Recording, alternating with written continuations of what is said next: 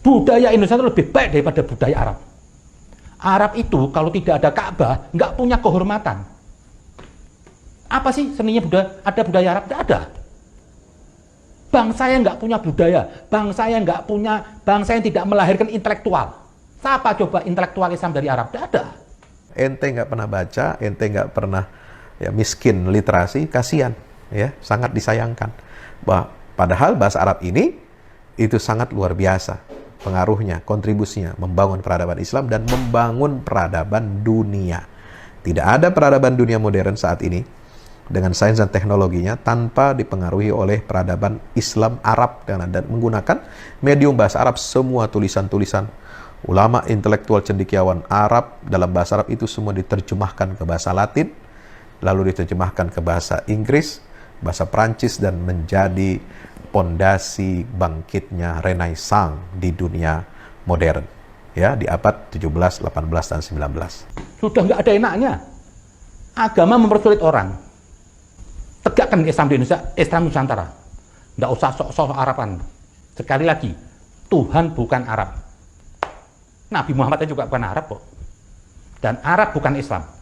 Dan Islam bukan Arab. NKRI harga mati. Wah, ini lucu sekali dia mengatakan di prinsip terakhir. Tegakkan Islam yang benar, bukan Islam Arab, Islam Nusantara. Dan Tuhan bukan orang Arab, Nabi Muhammad juga bukan orang Arab kok. Loh, ini bagaimana? Sudah jelas Rasulullah itu adalah mengatakan An-Nabiyul Arabi Al-Qurashi Al-Hashimi. Beliau itu suku bangsanya Arab, suku Quraisy, dari Bani Hashim. Jelas Arabnya Arab banget, Arab tulen. Masih menyangkal dia. Nauzubillah min zalik. Semua ini Muslim yang ada di Indonesia masih kafir. Ya, ada satu lagi kesalahan yang fatal. Dia mengatakan bahwasanya orang-orang Islam di Indonesia ini semuanya masih kafir. Ya, ini dia menuduh. Ini berarti dia kaum takfiri. Assalamualaikum warahmatullahi wabarakatuh. Berjumpa lagi dalam program UFS Menjawab. Ini ada saya mendapatkan, dan juga Anda juga mungkin sudah mendapatkan potongan video yang viral tentang seorang kribo. Ya, ini Zen Kribo yang melecehkan ya kedudukan bahasa Arab dan juga bangsa Arab. Ya, tentu kita tidak mengkultuskan satu suku, satu bangsa, satu bahasa. Karena kita diajarkan oleh agama Islam bahwasanya ya ayuhan nas inna khalaqnakum min dzakari wa untha wa ja'alnakum syu'uban wa qabaila lita'arafu in akramakum indallahi atqakum. Wahai manusia semuanya, kami ciptakan kamu semua dari laki-laki dan perempuan, kami jadikan kalian bersuku-suku dan berbangsa-bangsa untuk saling ta'aruf, saling mengenal satu sama lain. Tapi ingat, in akramakum indallahi atqakum, yang paling mulia di antara kalian di sisi Allah adalah orang-orang yang atqakum, yang paling bertakwa kepada Allah. Nabi juga mengingatkan, la fadla li arabiyyin ala ajamin illa bittaqwa, wa la fadla li ajamin ala arabiyyin illa bittaqwa. Ya, tidak ada keutamaan, kelebihan orang Arab atas orang Ajam, atau sebaliknya, kelebihan orang Ajam atas orang Arab, kecuali dengan takwa kepada Allah Subhanahu wa Ta'ala. Tapi sangat disayangkan, ya, seorang Zen Kribo ini melecehkan bangsa Arab dan bahasa Arab dalam kaitannya dia dalam konteks kedudukannya dikaitkan dengan agama Islam. Mari kita lihat videonya ini. Arab itu kalau tidak ada Ka'bah nggak punya kehormatan. Apa sih seninya ada budaya Arab? Tidak ada. Bangsa yang nggak punya budaya, bangsa yang tidak melahirkan intelektual. Apa coba intelektual Islam dari Arab? Tidak ada. Islam masih jauh dari kesempurnaan. Jangan sok Islami lah. Luar biasa. Jadi jangan sok Islami, seolah-olah mengatakan jangan sok ke Arab-Araban. Artinya dia mengaitkan ya, Islam itu dengan kearab-araban atau Arabisme. Ya. Kemudian mengatakan bahwa bangsa Arab itu tidak punya peradaban, tidak punya kebudayaan. Ya, kemudian begitu rupa ya menjelek-jelekkan ya bangsa Arab. Hanya untuk apa? Hanya untuk membela ya, di situ hanya untuk membela Jenderal Dudung Abdurrahman. Ini video lengkapnya. Ya, video lengkapnya ternyata ada di sini. Saya cari di channelnya Judulnya Seolah Kalian Maha Tahu Segalanya, Panitia Akhirat ya, gitu ya. Pendapat liar, tuduhan sesat terhadap Kasat Dudung perihal Tuhan bukan Arab. Jangan memahami, jangan melihat Islam itu harus bergaya ustadz atau bergaya ulama dengan sorban itu. Dan Islam itu bukan hak paten ulama atau ustadz. Banyak orang bukan ustadz, banyak orang nggak berlabel ustadz, banyak orang yang berpakaian sederhana, tapi dia juga punya kemampuan Islam. Budaya Indonesia itu lebih baik daripada budaya Arab. Arab itu kalau tidak ada Ka'bah nggak punya kehormatan. Apa sih seninya ada budaya Arab? Tidak ada. Bangsa yang nggak punya budaya, bangsa yang tidak melahirkan intelektual. Siapa coba intelektual Islam dari Arab? Tidak ada. Semua dari Parsi. Yang bisa menuduh penista agama itu cuma Tuhan. Kok Anda yang masih kafir? Semua ini Muslim yang ada di Indonesia masih kafir. Maka di Al-Quran bilang apa? Jihad terakbar, jihad yang paling mulia itu apa? Jihadun nafas. Karena kekafiran itu ada pada diri kita. Banyak yang kita masih membangkang dari ajaran Al-Quran. Kita ingkar. Lah, kalau Anda masih kafir, kok Anda bisa menilai orang itu sesat kafir? Ya, ini pemirsa yang dirahmati Allah Subhanahu wa taala. Jadi pembelaannya sedemikian rupa untuk membela ungkapan bahwa Tuhan itu bukan orang Arab. Ya, dengan bersilat lidah, ya dia mencoba untuk membela seorang perwira tinggi TNI Angkatan Darat yang menjadi kasat ya dengan ucapannya.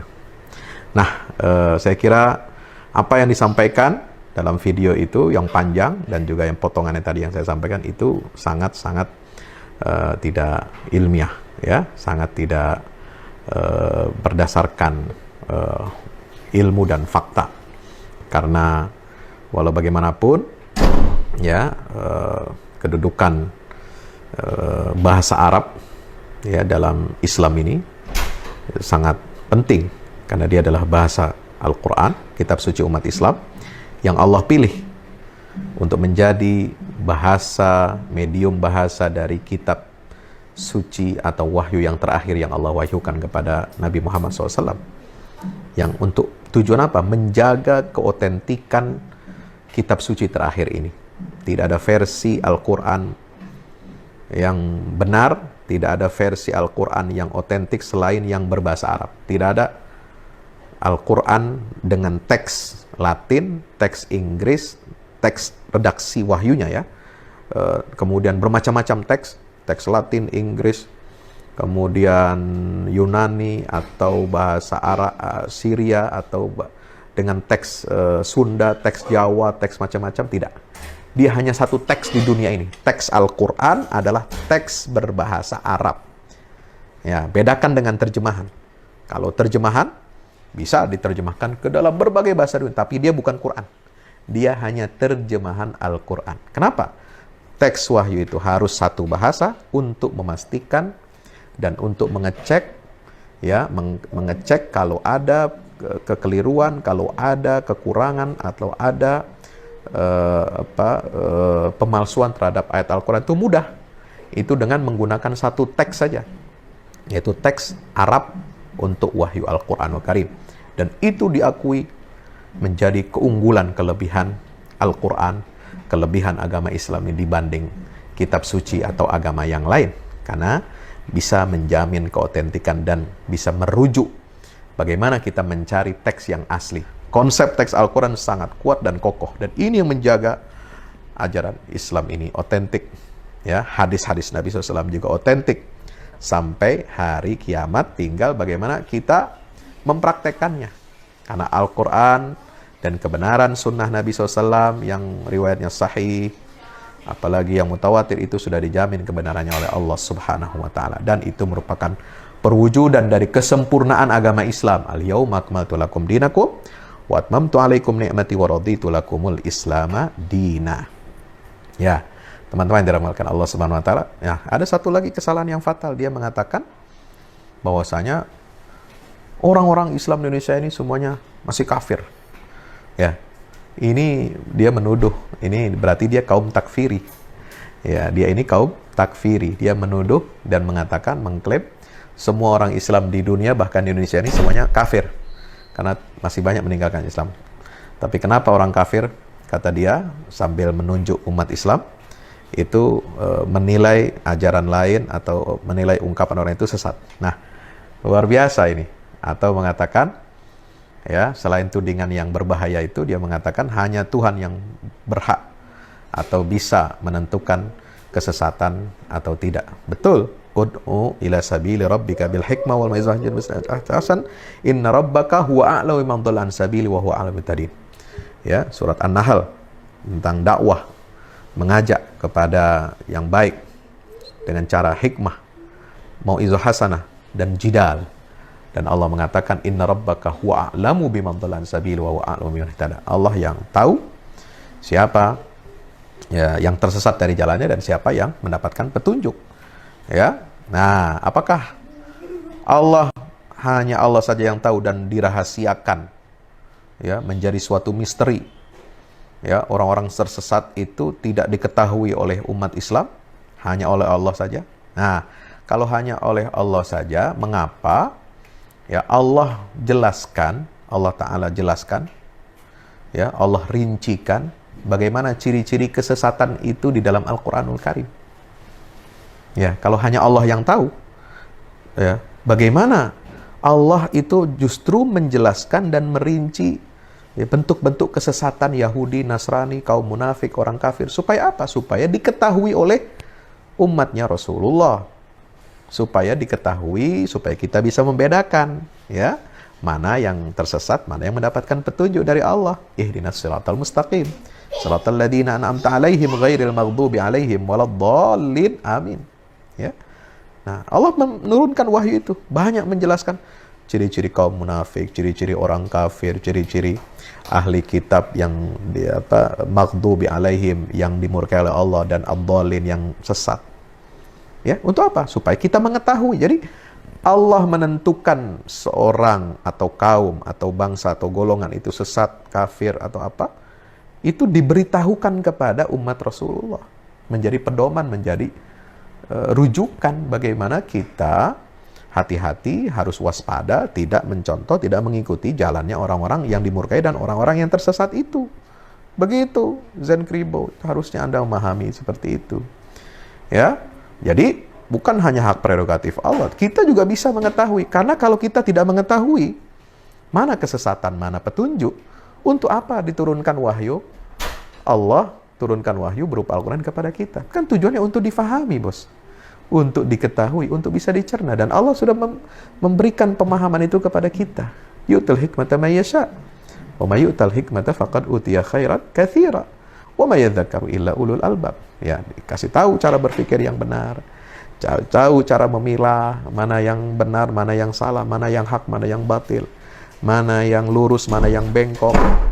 Mana yang hidayah, mana yang dolalah. Ya, itu semua ada dalam Al-Quran. Nah, kita menentukan itu berdasarkan wahyu dari Allah Subhanahu wa Ta'ala. Jadi nggak benar ya, kalau ada orang mengatakan seperti yang dikatakan si Zen Kribo ini, ya.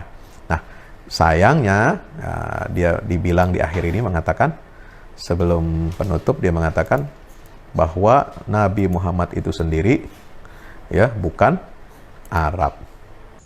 Sudah nggak ada enaknya. Agama mempersulit orang. Jadi sekali lagi saya bilang, Pak Dudung, Anda benar, Anda Islami. Tegakkan Islam di Indonesia, Islam Nusantara. Nggak usah sok-sok Araban. Sekali lagi, Tuhan bukan Arab. Nabi Muhammad juga bukan Arab kok. Dan Arab bukan Islam. Dan Islam bukan Arab. Itu aja mungkin NKRI harga mati. Wah, ini lucu sekali dia mengatakan di prinsip terakhir. Tegakkan Islam yang benar, bukan Islam Arab, Islam Nusantara, dan Tuhan bukan orang Arab, Nabi Muhammad juga bukan orang Arab kok. Loh, ini bagaimana? Sudah jelas Rasulullah itu adalah mengatakan An-Nabiyul Arabi Al-Qurashi Al-Hashimi. Beliau itu suku bangsanya Arab, suku Quraisy, dari Bani Hashim. Jelas Arabnya Arab banget, Arab tulen. Masih menyangkal dia. Nauzubillah min zalik. La haula wala quwata illa billah. Kita mohon perlindungan kepada Allah Subhanahu wa taala dari berbagai macam penyesatan yang ada terjadi di tengah umat. Nah, saya akhiri ya konten kita kali ini dengan mengutip berita ya, dari majalah berita Nahdlatul Ulama tanggal 1 Januari 1938 tentang ungkapan bahaya aliran anti Arab. Ya, di majalah berita NOE ya, NO Nahdlatul Ulama 28 Syawal 1356 Hijriah atau 1 Januari 1938. Ya, isu anti Arab ternyata beberapa dasawarsa yang silam di awal abad 20 sudah merebak di tanah air. Bagaimana kalangan Nahdien saat itu menyikapi isu anti Arab? Mari kita ikuti tulisan yang dimuat di majalah dipimpin oleh Kiai Haji Mahfud Siddiq ya, dan Kiai Haji Hashim Asy'ari Tebu Ireng, Kiai Haji Abdul Wahab Hasbusrawi dan Kiai Haji Bisri Denanyar. Ya, ini oleh disalin dengan sesuai dengan aslinya oleh Bapak Lukman Hakim. Ya, ini disebut di dalam portal faktakini.info. Sekali peristiwa Rasulullah bersabda kepada Sayyidina Salman, "Salman, janganlah kamu benci aku, maka kamu akan menceraikan agamamu." Sembah Sayyidina Salman, betapakah hamba membenci paduka padahal Allah memberi hidayah hamba dengan perantaraan paduka? Maka sabda beliau, yaitu kamu membenci bangsa Arab, maka akhirnya kamu membenci aku. Hadis Hasan Gharib. Tujuan lebih dalam, jikalau kami menulis tentang aliran anti Arab, barangkali para pembaca kita menyangka bahwa kami akan menulis pergolakan di Palestina, dalam mana aliran anti Arab dalam kalangan bangsa Yahudi makin menjadi-jadi. Ya, kemudian akan tapi sangkaan itu keliru. Aliran anti Arab yang hendak kami tulis tidaklah melainkan suatu aliran yang semakin merajalela dalam kalangan saudara kita umat Islam Indonesia, terutama dalam kota-kota besar yang merasa dirinya sudah insaf, tidak akan bisa tertipu lagi dan diabui penglihatannya. Suatu aliran yang asal mulanya ditanam oleh pihak yang menghendaki perpisahan orang kita dari agamanya, yaitu agama Islam. Mereka sungguhnya bukan orang insaf, jikalau mereka hanya pandai melihat sesuatu pada kulit-kulitnya saja, tidak sampai pada bagian dalamnya, terutama akibat-akibatnya. Alat yang dipergunakan orang untuk menghamburkan benih anti atau membenci Arab adalah gerak-gerik bangsa Arab di Indonesia ini. Ialah perbuatan-perbuatan yang tidak hanya diperbuat oleh bangsa Arab melulu, misalnya merentekan duit, mengawini putri-putri Indonesia dengan semena-mena dan tidak diperlakukan sebagaimana wajib dan mestinya, menjalankan penipuan, merasa dan meminta dirinya diutamakan dan lain sebagainya. Sungguh pun kami sesalkan perbuatan-perbuatan yang tidak bagus itu bukan saja karena tidak dibenarkan oleh agama Islam, juga seharusnya mereka menjadi cermin tauladan di dalam keluhurannya budi, kesetiaan yang menjunjung syariat Islam dan ketangkasan yang bergerak memperharum Islam. Akan tetapi, jikalau sungguh kebencian anti Arab itu dipersebabkan sebab itu, mengapakah aliran demikian diratakan sampai mengenai kearaban? Mengapakah aliran demikian tidak terdapat dan tidak ditujukan juga kepada pihak yang sama, bahkan lebih tidak bagus lagi perbuatan dan anggapannya? Ini. Jadi kenapa hanya orang Arab, hanya anti Arab saja? Kenapa tidak anti Amerika, tidak anti Cina yang banyak atau anti bangsa-bangsa lain yang bisa menguras ya, mengeruk kekayaan alam kita Indonesia yang merusak moral bangsa kita? Kenapa tidak disebut itu? Kenapa hanya anti Arab saja? Nah, ini. Dulu itu sudah begitu pertanyaannya. Dan ini dijawab tegas. Inilah satu dalil bahwa aliran itu punya tujuan lebih dalam pula. Sebermula orang kita ditunjukkan perbuatan setengah-setengah bangsa Arab yang tidak bagus itu. Kemudian setelah otak kita benar-benar sudah dipengaruhi oleh itu, maka dikatakanlah bahwa mereka itulah bangsa yang membawa tingkah tidak baik, tingkah laku yang merusakkan bangsa dan kebangsaan kita. Akhirnya tumbuhlah aliran anti Arab dalam etikat kita. Apabila aliran ini sudah mencengkeram benar-benar dan sudah mendarah daging, maka sebagai akibat yang otomatis tumbuhlah kebencian pada apa-apa yang bersifat Arab, terhitung juga agama yang semula datang dari Arab, yaitu agama Islam. Sudah tentu, dari sedikit ke sedikit, dari yang tidak berarti sampai yang pada yang berkenaan dengan asasnya, membenci sorban dan kafiah Arab meningkat ke kaifiat ibadah. Nah, ini dikhawatirkan ini, mulai dari kebencian kepada aksesoris-aksesoris, mulai dari perilaku yang jelek, bejat, misalnya, ya, itu lihat tuh tradisi kawin kontrak di puncak, di mana, di daerah wisata, itu kan jelek. Nah, mulai benci. Kemudian sampai merembet masalah sorban, kapea Arab, sampai meningkat ke masalah kaifiat ibadah. Salah seorang menyebut kofiah brem atau dengan sebutan yang menghina, padahal sorban itu sunnatul Rasul. Sekurang-kurangnya pakaian Rasulullah, yang mana akhirnya kita malu memakainya, terutama pemuda-pemuda kita. Dengan lain perkataan, kita sudah meninggalkan sunnatul Rasul, atau dengan perkataan yang lebih tajam, meninggalkan kecintaan kepada Rasulullah sudah dapat berkurang atau diperkurangkan. Sebab mencinta seorang itu menarik kepada menirunya. Lihatlah bangsa kita yang mencintai Barat. Akhirnya segala-galanya meniru Barat. Orang yang tergila-gila pada Nyi Laila berulang-ulang datang menjenguk rumahnya, sekalipun Nyi Laila sudah tidak bertempat di situ. Orang yang melihatnya merasa heran, maka si Majnun Laila menyahut, bukanlah mencintai rumah, tapi mencinta yang menempati rumah itu. Begitulah akibatnya mencintai sesuatu. Menarik kepada mencinta yang dicinta oleh sesuatu itu, dan mencintai sesuatu yang bersifat sesuatu itu pula. Begitupun juga membenci sesuatu, menarik kepada membenci yang dibenci oleh sesuatu itu, dan benci sesuatu yang bersifat sesuatu itu. Demikianlah akibatnya anti-Arab itu. Dengan sendirinya, menghalau orang-orang kita membenci sesuatu yang bersifat Arab, tingkah laku Arab, dan hasil apa-apa yang Arabis, sekalipun dibenarkan atau disiogiakan atau disunatkan atau diwajibkan oleh syara Islam. Sudah tentu dari sedikit demi sedikit, dan dari yang ringan-ringan sampai yang pokok, akhirnya sampailah pada sabda Rasulullah di atas. Kepala karangan, jangan kamu membenci aku, maka kamu bercerai dengan agamamu. Yaitu kamu membenci Arab, maka kamu membenci aku. Kini yang sudah kejadian, mereka yang dihinggapi penyakit anti-Arab, tipis kecintaannya kepada agama Islam. Ya, seperti tadi, teriak-teriak nggak jelas, ya, gembar-gembor, Tuhan bukan orang Arab, ya. Itu akan semakin tipis kecintaannya kepada agama Islam, lalu meremehkan peradaban Arab Islam. Kalau meremehkan peradaban Islam, itu Anda berarti meremehkan capaian-capaian, prestasi-prestasi peradaban yang dibangun oleh Rasulullah SAW, karena beliau orang Arab. Khulafaur Rasyidin, mereka semua dari bangsa suku Quraisy. Ya, kemudian Bani Umayyah, mereka juga bangsa Quraisy, bangsa Arab. Bani Abbasiyah, Daulah Abbasiyah, mereka juga orang-orang asli Arab, keturunan Bani Abbas, ya, keturunan Abbas bin Abdul Muttalib, ya. Dan itu, jadi ini menafikan. Memangnya Islam itu hanya ada di mana? Memangnya Islam itu hanya Persia saja? Ya, jangan-jangan dia mengagung-agungkan, ya, merendahkan peradaban Arab, bahasa Arab, ya, identitas Arab dalam Islam itu, lalu mengagungkan peradaban lain di luar Arab. Misalnya apa? Persia. Nah, ini sudah biasa. Klaim-klaim seperti itu, mengatakan Arab itu nggak punya budaya. Yang ada budaya, peradaban itu adalah bangsa Persia. Nah, jangan-jangan ini pengaruh Syiah, bos. Ya, hati-hati Anda. Ya, yang menjelek-jelekan bangsa Arab, ya, atau kaitannya dengan agama Islam, itu jangan-jangan dari luar bangsa Arab.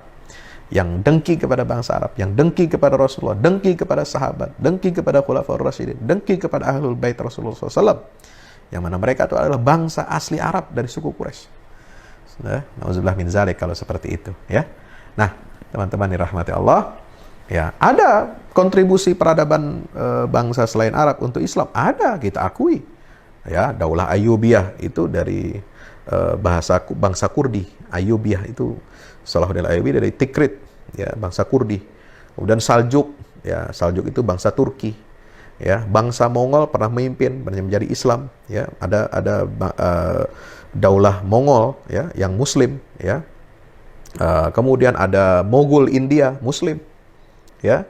Ada Bani Utsman, ya, Ottoman Turki, ya, bangsa Turki. Dan juga kerajaan-kerajaan Islam di Nusantara, ada yang bangsa Jawa, ada suku Jawa, ada Sunda, ada Melayu dan sebagainya.